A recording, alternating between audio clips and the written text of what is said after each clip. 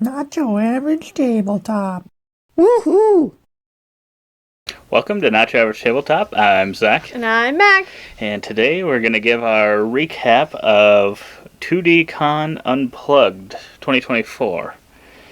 So this was a convention we went to in the Twin Cities area. Minnesota. Minneapolis area. Yeah. It was the first time we'd gone to this. I think I just saw once on one of my Facebook groups, someone had said something about, this is my collection that's going to be there or something. And I was like, interesting. That's going to be in the cities. And he's like, do you want to go to the cities for the weekend? And I was like, for what? And he's like, a board game convention? I was like, okay, it's closer than Vegas and it's closer than Indianapolis. And those are the only other ones we've been to so far. So exactly. Since it had that, I knew it was kind of going to be one where I could, we could play games, and I saw in the collection there were a decent amount of games that I was interested in trying before buying, if possible. So I was like, this is going to be a great opportunity to see if I really need these games or not. And we mainly played games there. I would say it was a kind of about 400 people, I think, is how many. And they have a 2D con in like August, which is like full blown convention where it's like 4,000 people, they said, or something. Yeah, where it's like board games, video games, RPG, I think, like everything. Yeah, I think they said they had like pinball machines and other machines that have like free play or something. I don't remember exactly. And I can't remember exactly what they said, but I thought I heard someone saying, or they told us that 2D Con was just a way to kind of pull it back to just board games. Unplugged. Yeah. Sorry. Unplugged was just a way to pull it back to board games, kind of like a post-COVID thing where they just wanted to get a couple of people together. And I think they said they started with like 250 or something to try and start getting. I think they wanted to have it multiple times a year or something like that. So this was the smaller one of their two ones that they host. And I think I actually prefer kind of the smaller feel. It's a little bit more intimate feeling, but obviously there's not as much going on. I guess I've never been to the other one, so I don't know what actually is all going on there at that time, but I assume there's less going on. Well, it's kind of singular because the World Series of Board Gaming in Vegas is not a convention. They just happen to have a library for you to be playing board games while you're like waiting for people or waiting for your game to play, And then like Indianapolis, Gen Con is like just buying games. So I was like, we're actually just gonna like go and play games. So that was kind of novel in and of itself. Yeah, and they had a couple vendors there. I think they had CGE and Floodgate Games there as well, which I think is a Minnesota company, so that one doesn't surprise me. I don't remember if CGE is or not, but I'm surprised the Planet Unknown Adam's Apple Games. Yeah, I thought it was Adam's Apple, but I thought that was going to be wrong because I didn't say it. Yeah, there's a lot of Minnesota companies that are board game publishers. There's a lot from Minnesota, and there could have easily been more. And maybe they go to the bigger one. I have no idea, or maybe they just don't like to go to conventions. That's true. So we pretty much played board games the whole time. We pretty much did. We'll say they also had a area where you could sell your board games. Yes. Consignment shop. Yeah, I wasn't sure how well that was going to go, so I brought like one bag of like 11 games. We ended up selling 6 of them, so that actually worked pretty well. So if you're from Minnesota and you're trying to sell your board games, and you're also interested in having an opportunity to play a bunch of new games possibly, I would definitely suggest looking into this one, looking into the one with more, especially if you like those video game, arcade game style things. I think that would probably be great for you. I thought that went well for us. I wasn't sure what to expect. Yeah, I wasn't either. So it was at the DoubleTree on 494, which is actually pretty close to a decent spread of restaurants. So that was nice. You didn't really have to go far. It's kind of close to the Mall of America. So if you're not from the cities and you want to dive out for a little bit, you could. Probably not worth your time though if you're going to the convention. And then they also had a couple of food rooms. We didn't go to those just because we don't eat out very often and there's good choices nearby for us. Right. So there's some food rooms, so you could potentially get some food. I think you just tip at the room, and then they kind of had this event or like adult room type thing that you could go to after hours, I think. It's also not really our style. Yeah. So I guess we didn't. Well, we don't think it was our style. Zach We never was like, went, but Well, I tried getting him away from the table. I mean, come on. So if we're gonna be staying up, I'd rather play games. Zach's like, we're here for hours. We're playing games. I'm not taking a minute off, which is fine. So, yeah. So they have a couple of other things going on too. We primarily just kept our nose to the ground and played board games. So. Yes. And then right off the bat, we played. Yes. Probably one that is probably one of my top 3 I was most looking forward to playing. And I still don't know how to pronounce it. Arborea, however you pronounce that one. Yeah. But that was one I've kind of been looking forward to ever since. I think it was rated really well on the Dice Tower, and then I think Tommy even had it in his top 100 games of all time already. So I was like, Wild.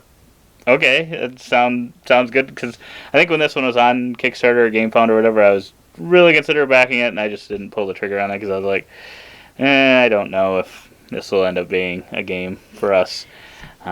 He means me. Maybe. But yeah. He's like, I gotta bring her to this convention so I can play all so I these. can play these games. No. That way I can see what her It's kind of a reaction hassle is. to resell them, so. It's a little bit of a hassle. Yeah. But yeah, we'll have to just keep going back here Yeah. and hopefully be able to sell. Hopefully that half guy of what we continues to get games into the collection that you want to play. Yeah. So we played that game. Played that, and Then yeah. I think we got supper, and then we came back, and we opened Video Game Champion, which is the owner of the library managed to get the publisher, who I he was believe a Brazilian. Yes, company. he's in Brazil. He sent him a message, and he's like, "I'll send you the English version." So, as far as I know, this isn't released yet. Yeah, it's not in English, but I think the Dice Tower actually said recently, or revealed recently, that one is coming, I think later in the year or something. Because yeah, that was another one that was rated pretty highly, and I was like, oh, okay. And that one, I thought at first when I was looking at it, seemed a little bit more on the approachable side. So I thought, well, that could be a pretty good one. So yeah, we ended up playing that one, and we had 2 other people play that with us as well. So it was a 4-player game of it, and So it took a little while.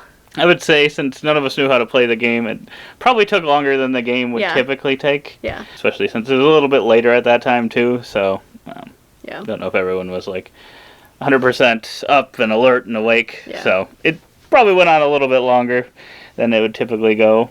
But yeah, that wasn't... I guess what were the mechanics in that one? It was kind of a action selection, drafting combination that you were doing. Yeah. And then you'd... just fulfill contracts, essentially. Yeah. And the other one had more of a time track Yep. worker placement thing to it, where you're going down these strips, Yeah. Arborea, and you get the benefits as you go down them. People say it's like Zolkin, Yeah. which I've never played. Which has gears that turn, and you get better and better rewards as it goes on, but you have to get off. Otherwise, I don't think you get anything, which is a little bit different than this one. Yeah, Arborea had a lot of pieces to it. It did have a lot. I was reading and I'm like, okay, so you go up and down tracks. Okay, these move. Okay. So then you gotta get your guys back somehow. Okay. So then there's cards that you have to lay out in a certain way to optimize your garden. Okay. Okay, and then there's animals that you have to place on specific colors who only score in specific patterns. And I was like, okay. It was good, though. Yeah, it was good. Once you got into it. But yes, and I suppose we can kind of just we wrote down some initial scores to these. Sure. Just to give you guys an idea of what we thought. Yeah. If you want more, I guess we can just leave it in the comments and we can go into it. We can do more detail on these games. Sorry, keep going. But yeah, we can do the scores quick. Sure. Arborea, was it a 9 to 9.5 for me? I really, really liked that one. It was a lot of fun. It had all those things that you named that you had to do, all were fun things. Yes, I gave it a 6.5. So, a little bit lower. And then But I use the Board Game Geek ranking, so before you come at me for what that means, look at the Board Game Geek. It's not negative. Okay?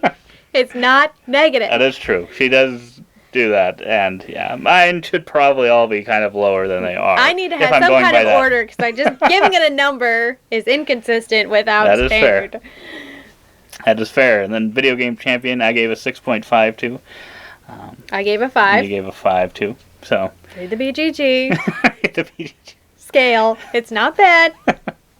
Then the next day we started by playing Djinn, which is kind of a game where you're going around a board and That collecting. one was wild. Theme kind of and all. collecting ingredients to capture different Djinns, and you're doing different colored ones and kind of getting things for sets of those. Yep. And just kind of managing a few different things on your board. Yeah, that one I gave an 8-2. I liked that one a decent amount as well. I give that one a 6. It was approachable, but I wasn't sure about replayability. I Yeah, just kind that of is one felt thing like I'm not sure about.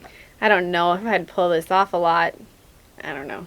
Yeah, I could see now that like these are the scores we wrote down at the time. It's been a week, week and a half almost now, and now I would say out of the ones I've thought of like since then, this one is not one that I've been like thinking more about. So it'd probably be a little bit lower for me.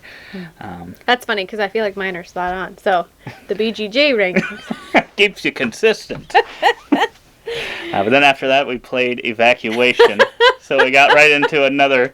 As you can see here, these are probably these are more my style. I tend to like They're heavier a little Euro bit games. heavier than normal. Yes, And it's just heavy game after heavy game after heavy game. after I initially saw the board to this one, I thought, oh boy, I'm gonna really really like this game. And when I heard, oh, you're taking this old planet and you're trying to, it's kind of an engine building thing. You kind of are getting resources from one, and you have to transport things over to the new planet and get your engines going on that one. I'm like, oh, that sounds like a lot of fun. So this is up there with Arborea or whatever. This was probably one of my top 2 that I wanted to try here because, I was just really excited. But I also thought it would probably be one of the longest, possibly heaviest games that we'd play. And you were right. I was right. You were right. I gave Evacuation a 5. I don't really know what to say about that one.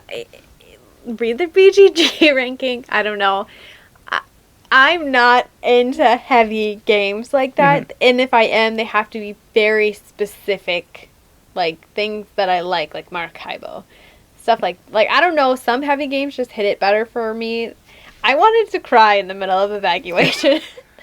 And part of that's just probably because playing heavy games over and over, like different learning games, is not my strong suit. And that one was super heavy to learn. I felt like in concept, no, like I understand now what it was saying, but like actually doing what it was telling you was so wild.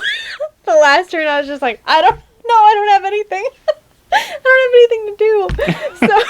So I think that you could get better with that one as it goes. But yeah, I came in with an 8.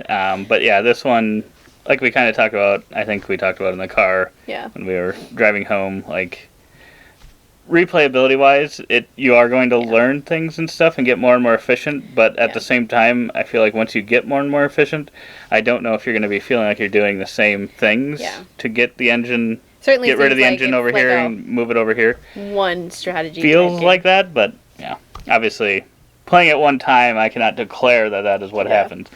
But that's kind of what it felt like potentially. Yeah. Then we played Truffle Shuffle. So we got into some easy games. Yes, but that's because we met a very nice gamer named David. I don't know if we ever gave him our YouTube channel name. So if you're here, David, hello. We met a nice gamer named David, and we were just trying to play something to fill space between Evacuation and playing a couple of games with him and his wife. So we played Truffle Shuffle, which looked delicious. I'd like some candy. I gave it a 4.5, and I think it's actually... Okay, I was going to say it's my lowest rated one, but it's not.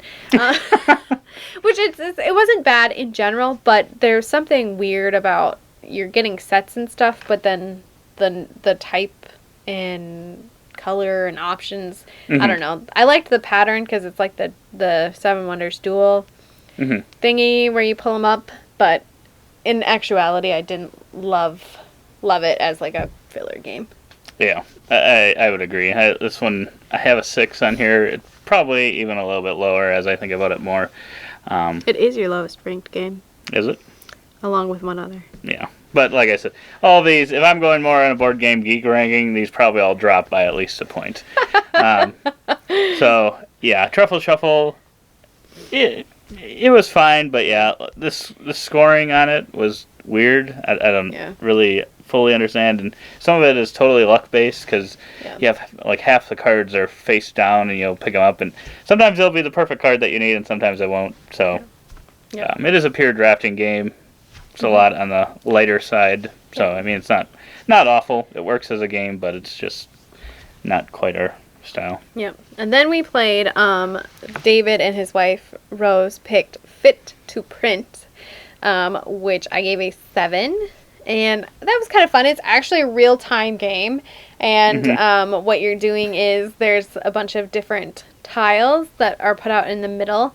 And they're flipped over with a newspaper back. And when you flip them over, they're in a certain orientation and they're a certain type of newspaper thing, like advertisement, either an ad or photo, an article or whatever. Or photo. And you're picking them up and you're putting them on your desk within a certain amount of time, and then at some point you have to decide, this is what I'm going to put on my newspaper, and then you have the rest of your time to try and orient them and get scores, which I thought was really interesting. The first round was abysmal for me because I didn't understand something, but it was actually pretty approachable and a good real-time game. Yeah, I had heard of this game and seen it before, but I guess I had never apparently looked up how it was played or anything. I think it was just because kind of the animal themes I've cooled on a little bit. I think there's just so many of them that it's just like easy. Yeah, but so at first I'm like, I think it's some sort of polyomino game, and then when I started reading that it was real time, I'm like, okay, this is a lot different than I thought it was, and yeah, this one's a 7.25 for me. I actually enjoyed it quite a bit. I would be interested to see, because we played with like you can play either, so you're doing all of this stuff in that time limit. So you're supposed to pick with one hand. At a time. And yeah, you get one or you keep it or you don't keep it. Yep. And then once you have your article or your things picked, you can't go back, which can be unfortunate. Yeah. In multiple ways. But yeah, then we had 5 minutes, I think, but you could go to 4 or even 3 minutes. I'd be interested in seeing what 3 minutes felt like, because you're not only trying to manage because 2 of the same colored articles and stuff can't be next to each other. Yeah. You're trying to manage these and happy faces and sad faces. Individual scoring things too. It's like, well, this article wants to be next to a photo and an ad, or this one wants to be next to green things. So it's like, you're like, you don't have enough time to sit there and go, okay. And they're like small, so you're like, all right. Oh, nope. That one can't. You gotta go fast, babe. Gotta go fast. You gotta go fast. Gotta get that to print. So it is good for people like me and Pepper. Yes. You force us to play a game in a very short amount of time. Exactly. So there you go. Exactly. And then we also played Cat Lady. Yes. With them, which was coming in at like a 6 for me. It's another drafting game. So it's on the lighter side, kind of like Truffle Shuffle. Yeah. And definitely. I just feel like we have better drafting games, so it just, I would say there's nothing wrong with it. If you really, really like cats, or maybe a family member really likes cats, but they're not into board games, I think it would be perfect for that. It's just not our style. Yeah. Well, especially not my style. As you can see from the first games I had MaKayla playing. The definite difference between Cat Lady and Evacuation. Yeah. That was rough. Yeah, I gave it a 4. I completely agree with him. It's fine for what it is. Like, we just have so many other filler games that I'd play before that one. So unless I had somebody who really liked cats and like I knew that was going to be something they'd like, it was fine. Yeah, and then we played FlipTown, which is another one I'd heard some really good things about. And I'd almost pulled the trigger on this one before, but I think after shipping and stuff, it ended up being like $40, and it's a flip and write game. So I thought, well, maybe we'll try it out and see if it feels like it's that much. And I think their website's the only place I've really seen it, unfortunately, because usually I'm able to get things on like Miniature Market or Game Nerds or something where it's a little bit cheaper usually, and usually I'll do holds on the orders until I get to their free shipping. So don't have to usually pay for that. But yeah, this one is kind of based on a normal playing deck, and then you've got 4 areas of your board, kind of similar to other flip and right, Associated roll with and the rights. 4 different suits of a normal deck of cards. And Right. So kind of mini games for Yeah. each suit, and then you based on the card value. Well, 3 cards are shown. You'll pick one to be a card in your poker hand. Yes. And then your other 2 cards, you'll use one of their numbers Yes. and the other suit. Yep. Which is interesting. Yeah. But Took me a minute. You explained it to me. That helped because I was like so confused about which one I kept and whatever. which I like this one a good amount. I gave it a 7.5, so I liked it, but at the same time, I just felt like there could maybe be a little bit more mitigation in the card that you pick to keep for your poker hand. Yeah. Sometime, I mean, you don't really have much information to go off of like what is going to be next. So if that was done just a little bit differently, because I won't say you looked into it, but you got 2 pretty good hands. I did. And I somehow for some of the got- numbers you kept, it's like... Was it a straight flush or something? I think you got like a straight flush and a full house or something like that. And I'm like, oh, okay. And a 2 pair to start. Yeah, so... Yeah. Yeah, I thought it was good. And there are some variations I think you can do, or like Which we more did not advanced. Yeah, play which with, we didn't so. do. But I thought that was That might- fun. The Western theme was unique and fun. I thought it was a good verb and right. I'm a sucker for a good verb and right though. So I thought the changing in that one was good too though. So yeah, I always like poker, so that's why I was Yeah. really hoping that I would like it. So I think that's why that part stood out to me probably more than you. 'Cause to be fair, would you say you knew which poker hand was better than what poker hand? No, I had to have the book. Oh, I don't know why, but I cannot understand poker. Like it's in Western Legends too, and I'm always just like, what do I want? How does this work? I don't know. I mean, it makes sense logically, but when you don't play poker, you don't really know. So, Yeah, overall, that was probably one of... We'll have another one here, but one of our top games that we both really liked. That Well, was fun. We liked Fit to Print both quite a bit. Yes. And then we stayed in the Western themes, and We we did. played Wild Tiled West. Yes. Which, this one was one that I've been interested in too, because it's from Dire Wolf Games? Yeah, because it was at the Gen Con booth. That was. yeah. What other game was there? Dune. Yeah, that's one. Because they have Dune, I really like Dune, and they did Clank and Clank Legacy and all that. So they put out a lot of really good games. So I've been tempted to get this one for a long time. Which I was surprised that you picked this one because I was like, we didn't even watch the demo for that at Gen Con. So I was like, I didn't think you were even interested in it at Gen Con. So I was like, huh, I didn't.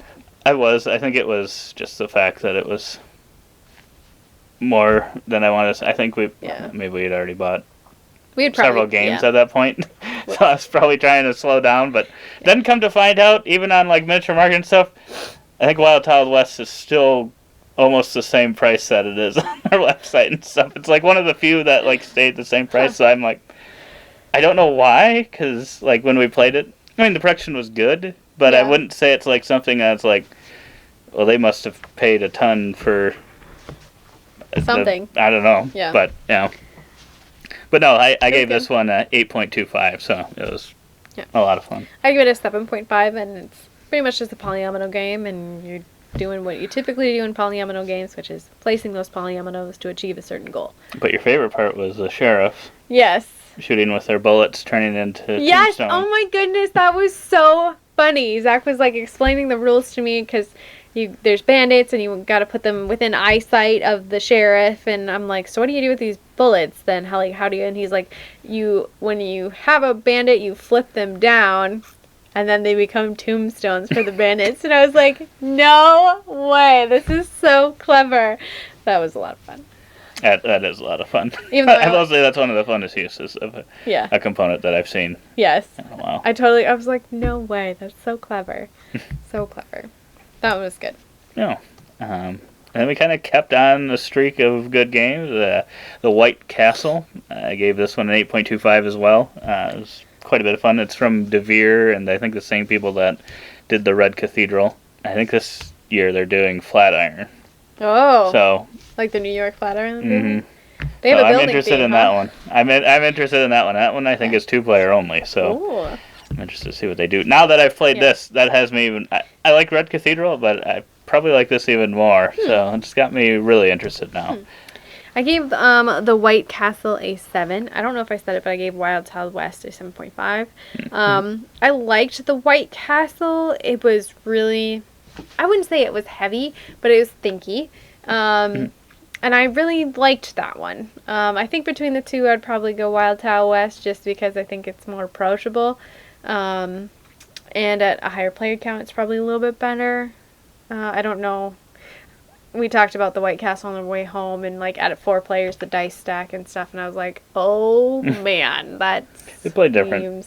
Be interested to see how that would play. Yeah, that one was good. I liked that one. Yeah, and then we played Match of the Century, which is Palomari 2-player game. Yeah. Palomari's done some games that we really like. I think he did Ethnos, Libertalia. Love him. Probably some more as well. So I thought, 2-player game's got to be good, right? And I gave this one a 6.5. It's definitely one of those games where it's like you're trying to outthink what your opponent's going to do, and you've got cards, which I found pretty cool. Like, you've got this hand of cards, and depending on if you're playing the white pieces or the black pieces, you have the cards either this way or you flip them over when you're playing the other pieces, so you can potentially save cards to wait until you're the other pieces or use it that time. I found that really cool.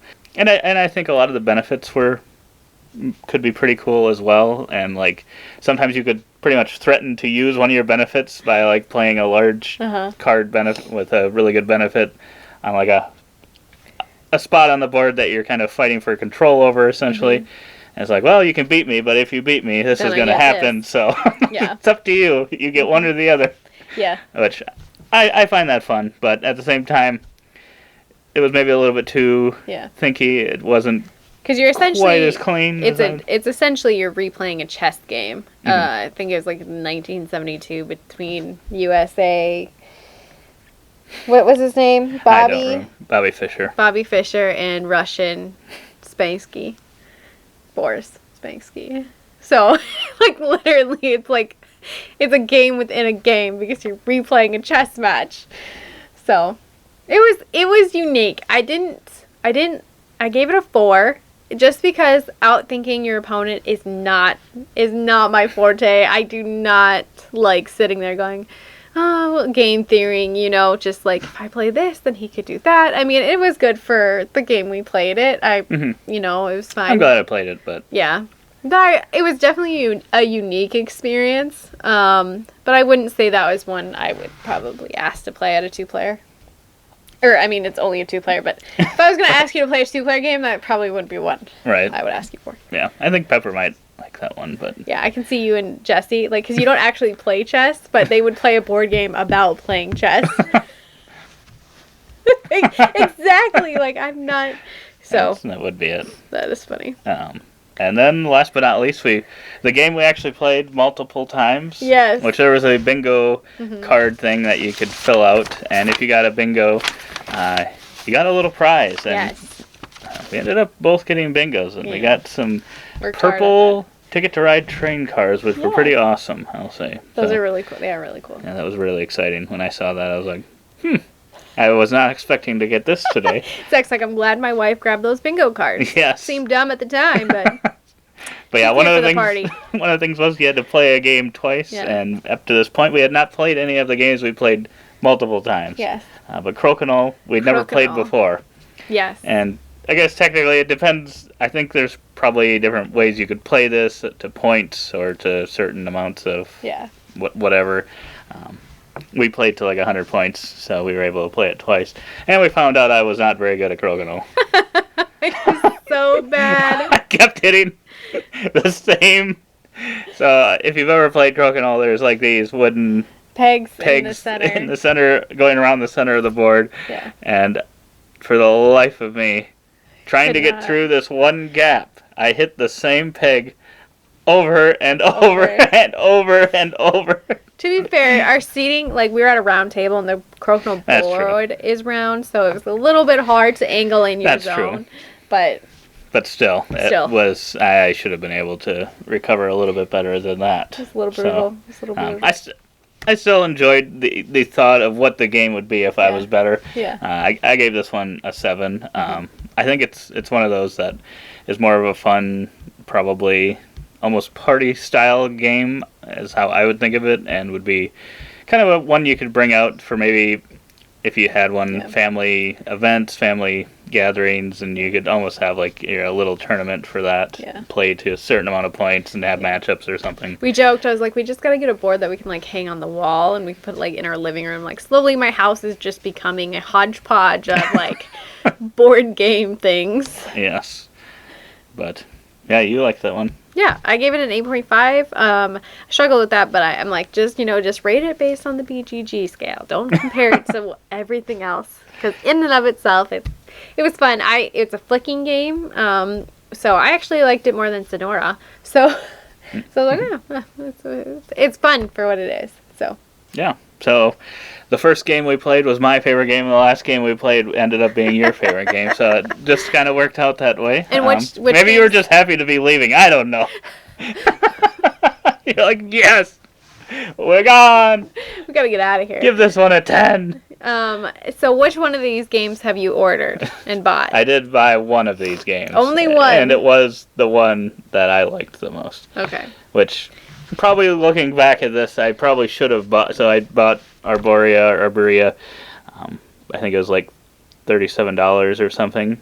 I would have maybe bought Wild Wild West. I'll have to look again. But I thought the last time I looked, it was still like $60. Oh. So, but yeah, that or White Castle or maybe FlipTown again. Considering those three look like they're our net favorites. And then, well, outside of Crokinole, but I think Crokinole boards are pretty expensive. So that's more of something that I probably have to do a little bit more research on. I don't think I'm going to buy that one from Miniature Market or Game Nerds. I'm guessing there's like some companies that make some more solid ones if we did ever want to get one of those. So. Yes, I agree. Yeah, so far I've only gotten one, but I think all of them I had fun with. I mean, I wouldn't say any were terrible. Yeah. Not terrible. The BGG scale has a terrible ranking, but I don't know that I've ever used it. I can't say that there's ever been a game that I haven't been able to find some type of merit for. But yeah, that was a majority, as you can see, of our review here was just talking about the games that we played there and how much we That's enjoyed why it's called them. a recap. It's a recap for that reason. Luckily, we didn't have any more. This would be going on for days and hours. So if you're still here, if it was up to me, yeah. Thank you for listening to our ramblings. Yes, please like and subscribe. We would love to hit 1,000 subscribers by the end of 2024. It'd be awesome. I think right now, as of this moment, we're right at about 600, so it's doable. I was going to say, is that really a goal? 400 in 1 year? It's taken us never know. 5 years to get to 600. Maybe if there's 400 new people that have made it this far in this specific video, they're going to subscribe. Well, let us know get if us you to have any thoughts on any of these games, if there are any you think we should buy or give another chance to. He probably would buy all of these if it wasn't for the fact that he was married to me, but... So we netted -5. Sold 6. Yeah. Only bought 1 so far. There we go. So that's good. So far. That's good because, I mean, I could have saw myself eventually over the year. Well, some of these, obviously, I didn't know much about Fit to Print, Cat Lady, or Truffle Shuffle, so I probably would not have bought those over the years, but I could have seen myself potentially purchasing the rest of these. Yeah. So, and then probably saved us some. Would have had to resell them at some point because realistically, it's hard enough to get some of the games off of our shelf to play. So. Yeah. But yeah, that's everything we got. If you want to check out some of our other videos, go ahead and do that. Can you link them to 2DCon in the description box below? I can. We can put that in. I'm guessing we can put the August one in there if you're from I think it's one big Minnesota or close by. You can put that link down below. Pepper will do that for us. Yeah, thanks, Pepper. But otherwise, we hope to see you on some of our other videos. And as always, don't forget to keep on nibbling on our content.